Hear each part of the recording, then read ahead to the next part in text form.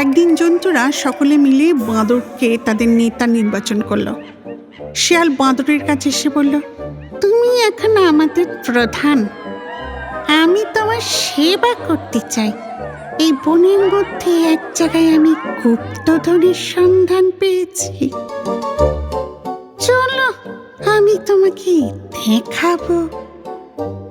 বাঁদর খুব খুশি হয়ে শিয়ালের সঙ্গে চলল।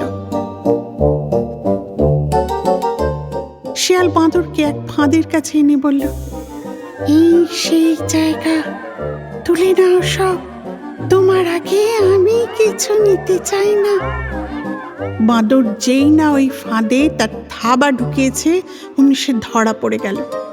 তখন শিয়াল ছুটে অন্য জন্তুদের কাছে গেল এবং বাঁদরকে দেখিয়ে বলল, দেখো তোমরা, এমন নেতা নির্বাচন করেছ যে কিনা ফাঁদে ধরা পড়ে, এমনই তার বুদ্ধি।